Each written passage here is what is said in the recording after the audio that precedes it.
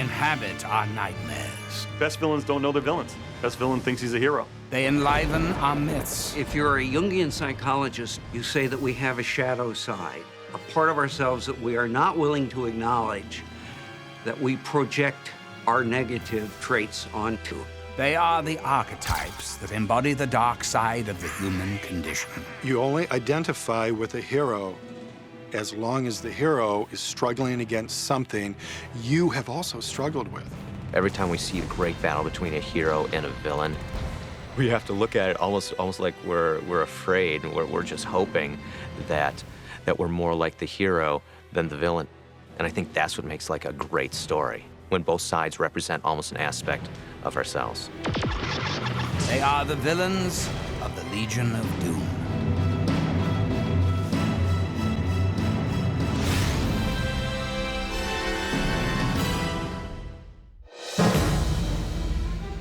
Back in the 30s and 40s, when superheroes were created, a good villain was just a guy who robbed a bank, you know, or held a town hostage. This is not something that has a lot of moral gray area to it. The line between hero and villain was very clear. It was white hats and black hats. You wrote a story, there was a good guy, there was a bad guy, the good guy beat the bad guy, and you tried to get as many exciting pictures and illustrations as you could. In the early years of comic books, villains were not fantastical aliens or superpowered world conquerors. The evildoers of the Golden Age were Depression-era gangsters, bandits, corrupt politicians, and slumlords. They had a lot of superheroes, but they didn't really have a lot of supervillains. Supervillains were kind of an unusual concept back in the 40s. Batman was really the only hero who had like a really extremely entertaining rogues gallery. Superman mostly just fought guys like Lex Luthor who were mostly just like, you know, they looked like businessmen, you know, but they were mad scientists. That changed just before World War II to more of the world-controlling characters. There were more villains who were sort of doppelgangers of Hitler and Hirohito. From that point on, we actually started to get supervillains, so they became characters that had powers and they were stronger than the heroes, but very few of them were about anything. In the early comics, a guy would call himself a supervillain, and the fact that he called himself that was what you needed to know about it.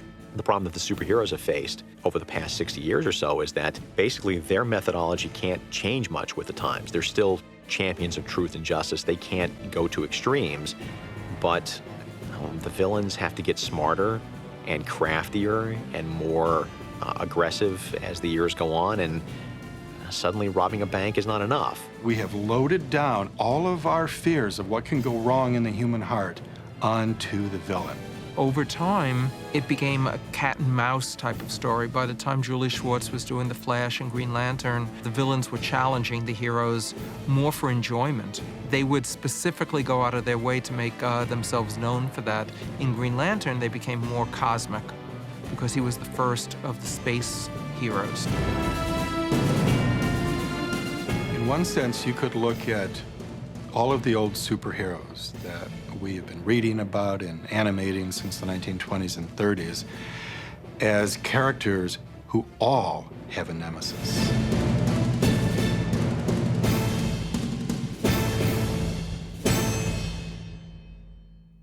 By 1960, when the superhero group, the Justice Society, was relaunched as the Justice League, comic book villains had changed, reflecting America's newfound fascination with the space race and science fiction.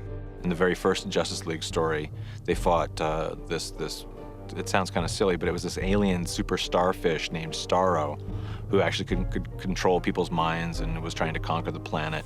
Since Superman and Batman weren't around, there were 5 heroes that were there. So the cover is these 5 superheroes, each fighting a different tentacle of this giant starfish. A lot of the villains that were created in the early 60s never came back, and for good reason. They were good one-time visual ideas. Though it may appear that villains are simply concocted over the drawing table or the typewriter, rather arbitrarily, if you look at the pattern of the relationship between heroes and villains throughout history, from the modern myths and fairy tales up through modern literature, you see that the hero gets the villain he deserves.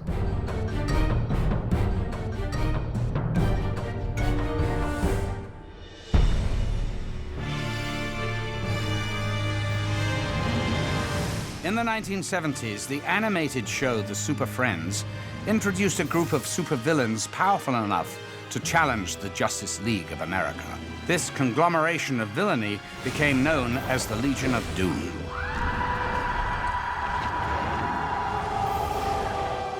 What I find first compelling about the Legion of Doom is the word itself.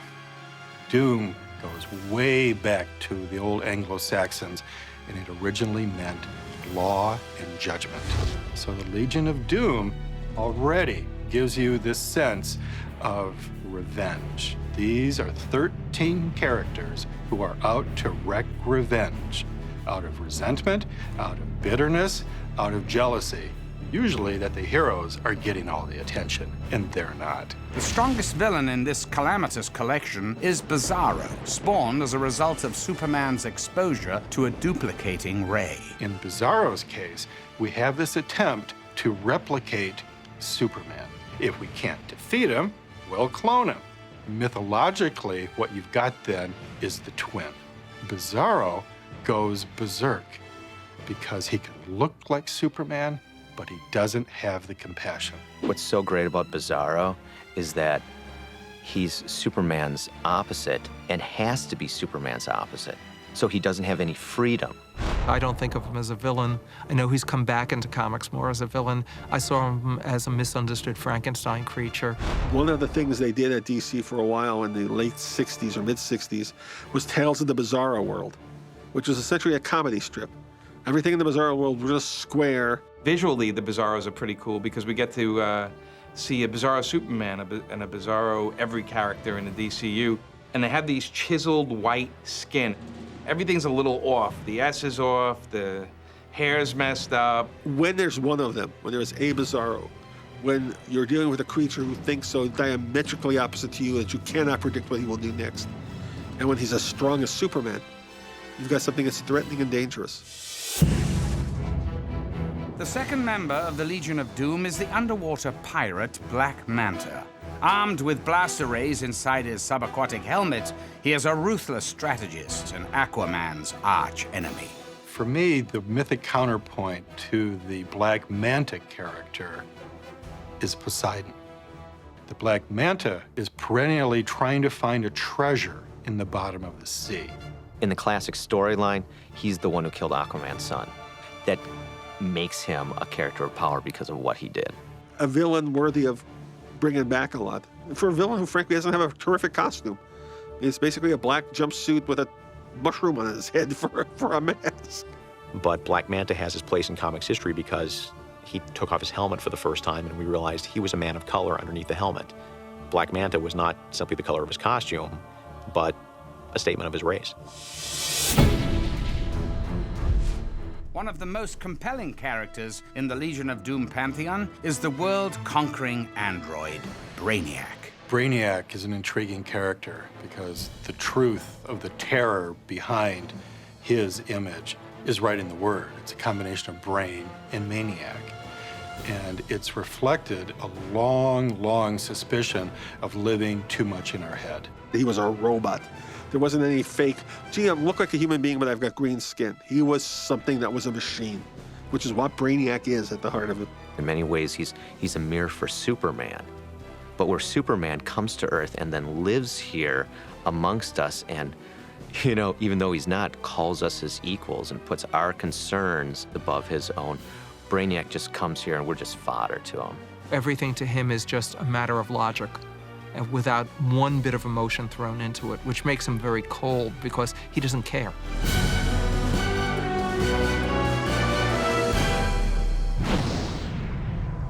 When small-time criminal Leonard Snart donned a blue parka, glasses, and a Colt gun, he became the Silver Age flash foe, Captain Cold.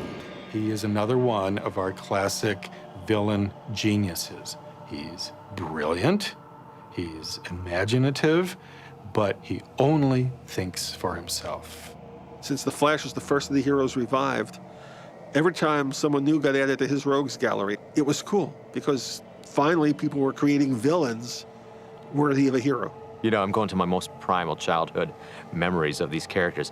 He carried a gun, and like any bad guy who carried a gun was kind of cool. Captain Cold fits into the world of the gimmick villains.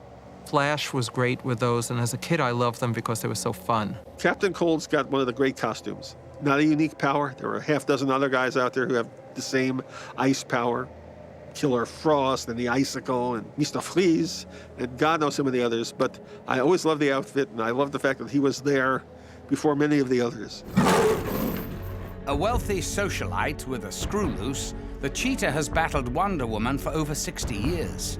She is one of the 2 female members of the nefarious Legion of Doom. The cheetah was a mythic animal, even in ancient Greece, prized for the villa.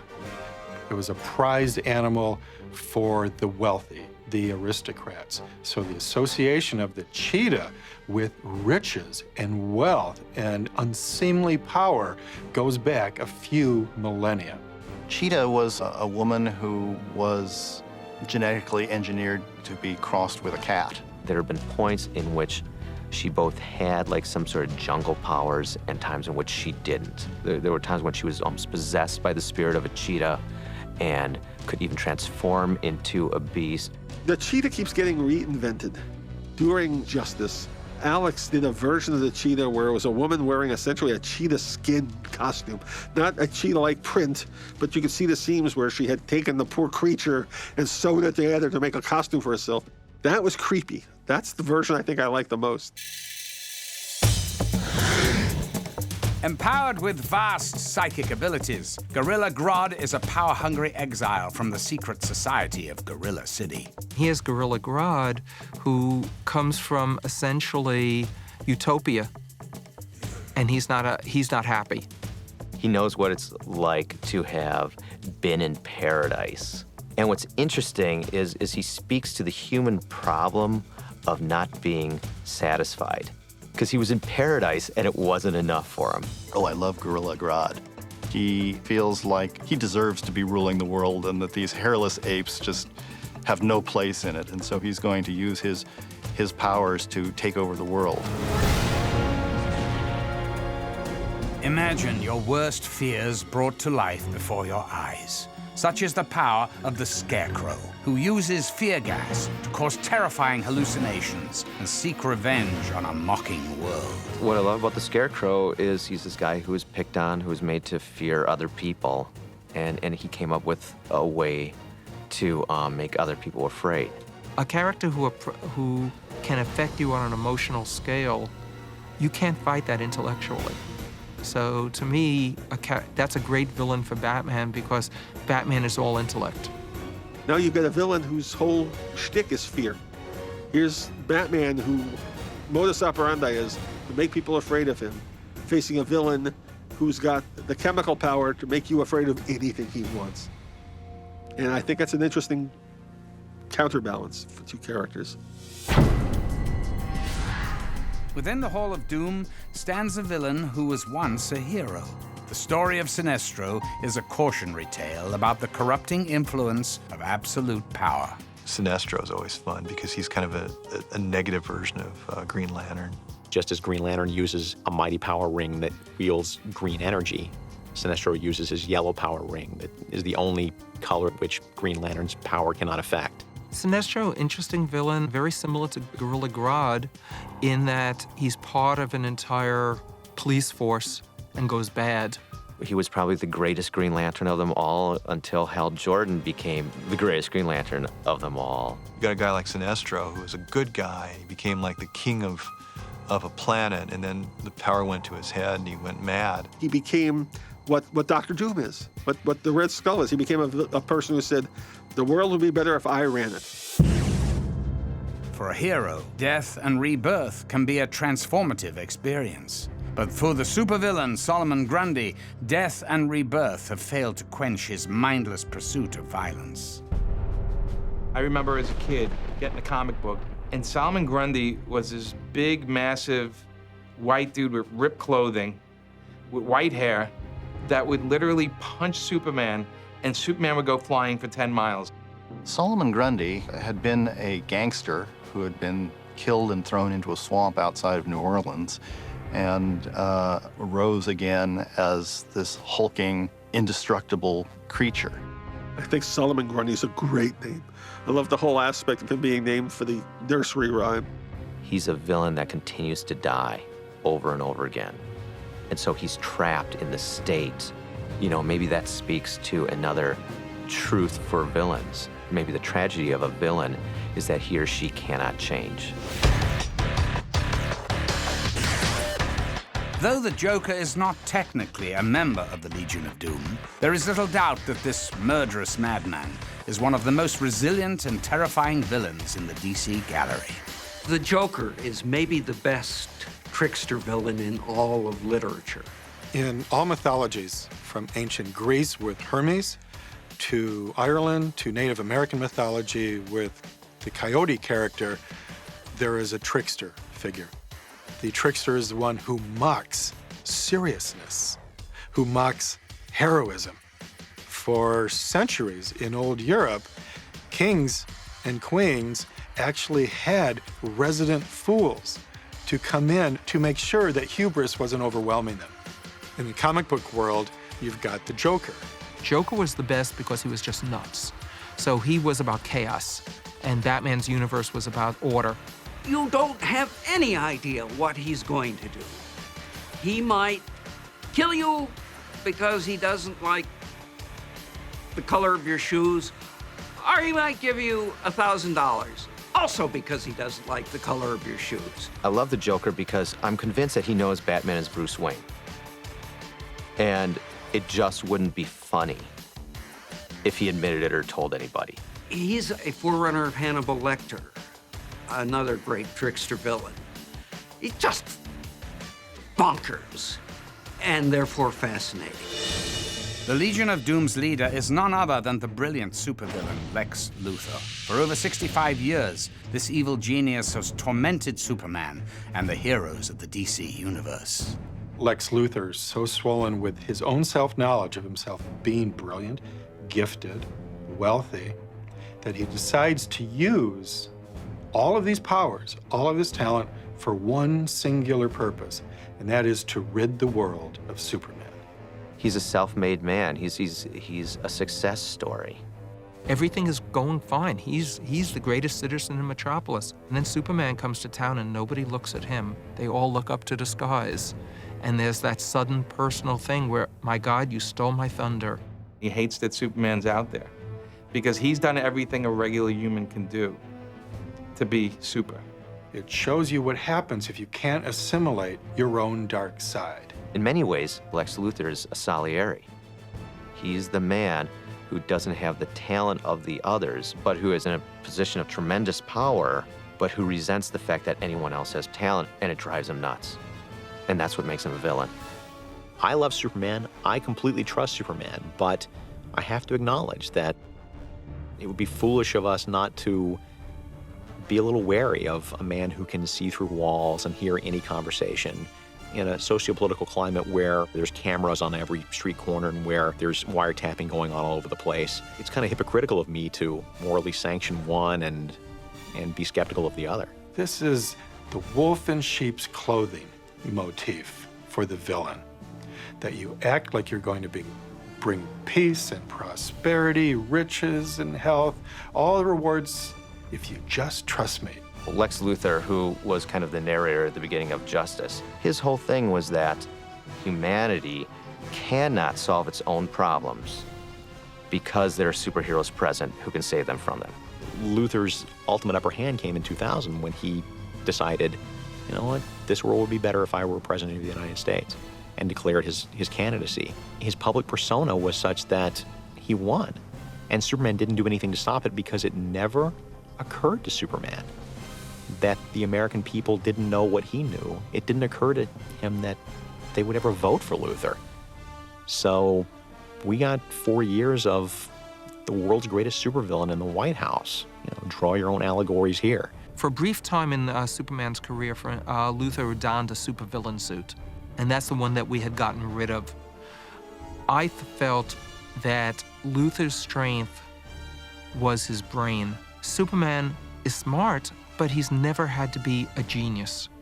So the trick with Luthor was all of his crimes were so well conceived and so well hidden, Superman could never prove Luthor was a villain. He could never go out and say, arrest him. So they don't have a match in powers. They're exact opposites, in fact, because Superman could go poink and Luthor's dead. But what they are matches in terms of brain versus brawn.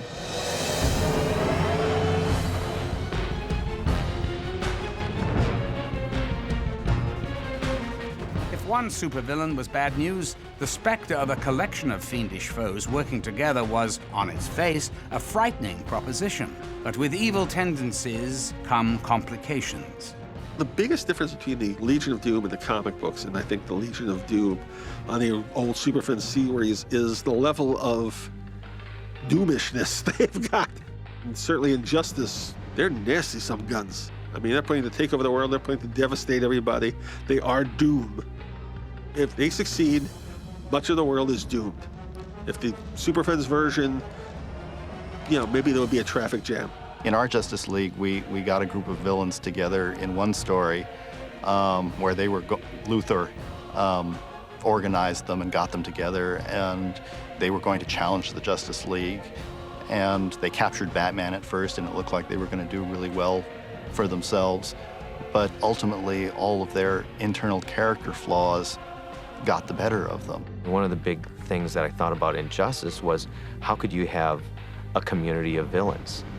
Because the very nature of what these characters are intrinsically self-oriented approaches to ordering the world. At heart, Superman, Batman, and Wonder Woman all want the same thing. You put Luthor and Brainiac and Joker in the same room, and, you know, beyond eradication of the superheroes, they don't really want the same thing at all. They want it all for themselves. Selfishness is generally the key ingredient that always undoes the supervillain groups. Reflecting the turbulence of the late 1960s, comic book writers of the Bronze Age balked at the status quo for villainy. They began to search for ways to give their villains a genuine sense of menace.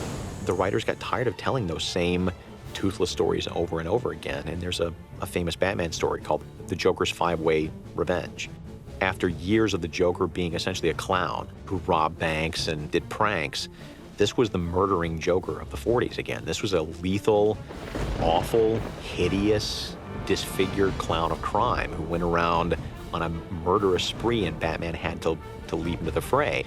The success of that story and that vitality that the Joker suddenly had again gave all comics writers permission to ramp up the other villains. Villains became not only more dangerous, but more emotionally complex, mirroring the ever-growing sophistication of their readers. Comic books began to delve deeper into the motivations of their villains. If you look at the comics back in the 1940s, villain was very clear because he pointed to his chest and say, I'm a villain, I'm going to do evil, I'm going to take over the world. As villains evolved, though, and their goals became a little more gray, I think that opened the opportunity to show more depth and understanding.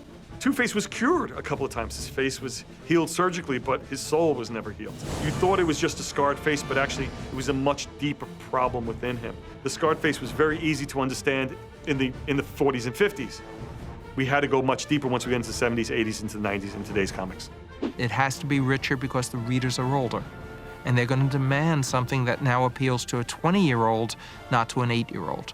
And that's good for the industry because you still have comics for 8-year-olds. But now you have comics for 20-year-olds. Not only had the average reader of comic books matured, but the brutal history of the 20th century brought to light a knowledge of evil previously unimaginable. And it was often an evil that seemed benevolent at first blush. Comic book writers and artists felt compelled to bring this darker, more sophisticated vision of evil to their work. You look at Pol Pot in Cambodia, Mao in China, Stalin and Hitler and all these demonic characters. They began not villainously, not recognizably, but heroically. With every generation, it seems, comic books have become more vigilant about the promises of politicians. What you see happening in the beginning of so many stories is that a spell is cast. The whole world becomes enchanted, as it were. And the common folks are hypnotized by these promises. And it takes a hero to be able to see through the emptiness of those promises. When you get into the modern age, we tend to have villains with bigger powers. We tend to have villains that have more complex personalities and agendas. Characters like Ra's al Ghul from Batman, who is basically saying that mankind is destroying the Earth. Therefore, we need to destroy mankind so that Earth can be saved. He's like the ultimate ecological terrorist. Thinking about some of the DC villains, you know, there are books where they've spent a lot of time doing a great job developing villains. Like The Flash is an example that comes to mind. Jeff Johns spent like a whole year just building up The Flash's rogues gallery. And these characters that were sort of jokes prior, they become so much more in depth, and you really believe they can take down the Flash now. I think the beauty of comic book storytelling is that villainy comes in many forms. In something like Identity Crisis, the villain ends up being a jilted lover. It's Ray Palmer's ex-wife. We look at some of the Batman stories like Long Halloween and Dark Victory. The villain is never quite whom you think it is. As villains became more ambiguous, heroes followed suit. Their motivations tinged with darkness. Heroes' methods were often harsh, even brutal. Particularly after Watergate, after Nixon. It's been very hard to believe in pristine heroes. An all good, all radiating hero is also a boring hero. The exciting one is the one who's conquering the evil or the badness, the shadow in his own heart. It's easy for me to sit here and go, Superman never kills, Batman never kills. That's an easy thing to say, but it's not a very good story. It's a much better story if you actually show Superman coming to the edge and having to make that decision and show me why he can't cross that line. As the line between villains and heroes blurred, comic books began to ask the question, are good and evil absolute, or are they open to interpretation? The topic was explored in the JLA storyline, The Obsidian Age. We had these characters called the Ancients, and they were basically an ancient Justice League. We had a character called Tezumak, who was basically an Aztec war engineer, and he had a suit of armor that ran on human sacrifice. So whenever he would talk about it, the people who were being sacrificed were honored, and it was a great privilege for them to serve this god. And he didn't have any moral compunctions about, like, well, the blood of children powers my armor. When our league sees those guys, they're considered inhuman monsters. It's just like, how could they possibly think this is okay? But it was set, 1,500 years or so in the past. So obviously, everything about our societies were different. Comic book creators in the 21st century continue to blur the line between heroism and villainy. Writers like Brad Meltzer ask the difficult questions about the nature of punishment and the perception of good and evil. What happens in Identity Crisis is the Justice League had actually magically lobotomized some villains who they felt were just too dangerous to be left walking around. And not only had they done it to some of the villains, but they had done it to some of their colleagues as well in order to erase their memories of those events, which had obviously crossed some moral lines. Now, is it heroic when they do it to the villains? What happens when they do it to the heroes? Does it stop being heroic? Same action, different response. The big issue is, does anyone have the right to be judge, jury, and executioner? Even if the transgressions are so obviously evil and wrong, do you still have the right to act on your own? We actually were doing Identity Crisis right around the time of the Republican and Democratic conventions. And if you look at politics, they all believe they're doing right. They all just go about it in different ways with different goals in mind. So we try to sort of bring some of that established ideals to our superheroes. Take that concept and then push it to the extreme. Even as they surf the murky waters of moral ambiguity, today's comic book storytellers are mindful of the fundamental differences between heroes and villains. A villain is someone who wants to be a hero. A hero is someone who doesn't want to be the hero, but has to be. Villains are active, heroes are reactive. I think the biggest difference between a hero and a villain is that when the hero wins, the world and status quo maintain. The hero leaves things as he found it, maybe with some shattered buildings and some crushed street lamps. If the villain wins, you're living in a whole different world. The villain's now in charge of you. It's a dictatorship. You don't have free will. You know, nothing runs on time. You can't get cable anymore. It's a whole different planet.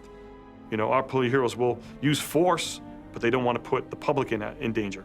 A villain doesn't care who he puts in danger to achieve his goal. A hero will try to save the day, including the life of the villain. A hero has to care for his enemy, and that's what makes them a hero. When choosing his villain for the new frontier, writer and artist Darwin Cooke knew the menace had to be powerful enough to threaten the extinction of mankind itself. When I sat down to try to figure out who that menace was, I noticed that in most of these stories, it's an alien comes from outer space. And I thought I'd rather go the other way. And I said, what if there was a creature that evolved independently and had been on our planet the entire time, since the birth of creation? The center was Darwin's way of sort of tying together all the early DCU business with Dinosaur Island. The creature kept the dinosaurs on itself, on the surface of its own body, for food. So it wasn't until the center felt threatened by humanity developing weapons of mass destruction that it decided that it needed to rise up and destroy humanity to protect itself. If you look at the DC Comics line around 1960, you saw in it reoccurring fascinations with outer space, with monsters, with alienation. And what Darwin took in all of that were the disparate elements to pull together into a single plot for New Frontier. Darwin Cooke's massive supervillain challenged the heroes of the Silver Age in bold and imaginative ways. But like many of the story elements in the New Frontier, the center was more than it seemed. Nobody's ever realized the broadest metaphor that the book carried, which is that the center is, of course, communism. It is a giant, faceless organism that absorbs the individual units to combine and create a whole. And I thought it was so obvious. Maybe that's why nobody's ever noticed it. I was kind of actually embarrassed of making such a literal metaphor out of it, but nobody's ever really picked up on it. So there you go.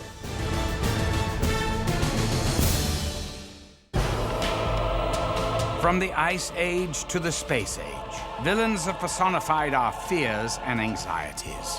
Whether the evildoer is an alien menace created to fascinate young readers or a criminal mastermind bent on world domination, a villain's battle against a hero symbolizes the eternal struggle within each of us to turn away from temptation and walk the path of the righteous.